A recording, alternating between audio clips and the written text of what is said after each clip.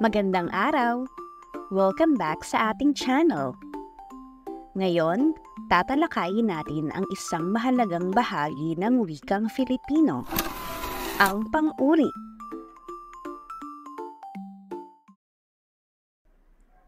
Ano nga ba ang pang-uri? Ang pang-uri ay isang bahagi ng pananalita na naglalarawan o nagbibigay katangian sa isang pangalan o panghalip. Sa Ingles, ito ay tinatawag na adjective. Halimbawa, ang mga salitang maganda, mabait, at matalino ay mga pang-uri. Himayin pa natin ito. Ang pang-uri ay maaaring uriin sa iba't ibang klase base sa kanilang gamit o estruktura. Narito ang ilang pangunahing kategorya. Una, pang-uring panlarawan.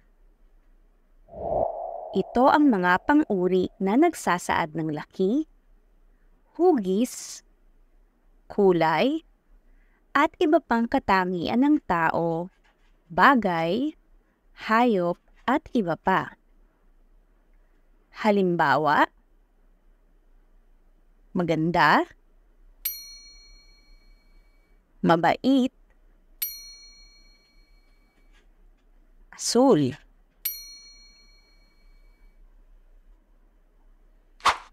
Pangalawa, pang-uring pantangi. Ito ang mga pang-uri na tumutukoy sa tiyak na ngalan ng tao, bagay, hayop, at iba pa. Halimbawa, Filipino, Tagalog, Manileño. Ikatlo, pang-uring pamilang. Ito ang mga pang-uri na nagsasaad ng bilang o dami. Halimbawa, isa, dalawa,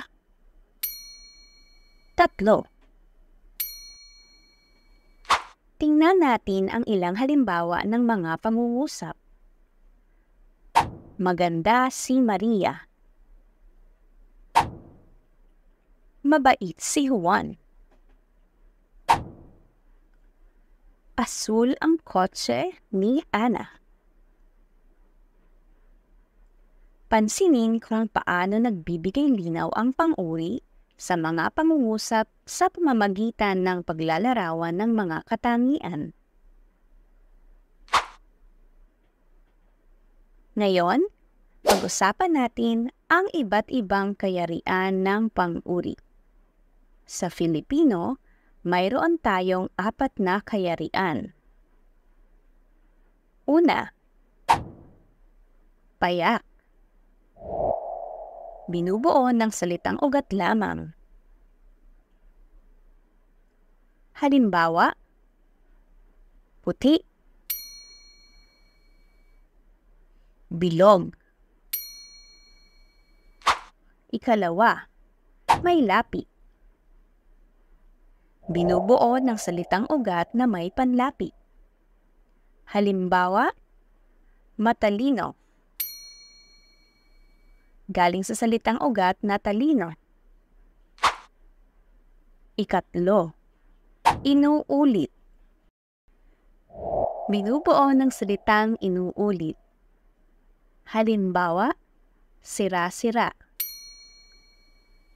Matatamis.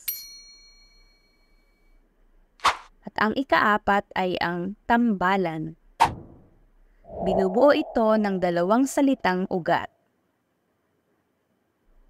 Halimbawa, balikbayan. Bukas palad. Sa kabuuan, ang pang-uri ay mahalaga dahil nagbibigay ito ng karagdagang impormasyon at paglalarawan sa mga pangalan at panghalip. Ang pag-unawa sa kanilang mga uri at kayarian ay makatutulong sa iyo na mas mapahusay ang iyong paggamit ng wika at mas epektibong pakikipagkomunikasyon. Iyan ang ating aralin tungkol sa pang-uri.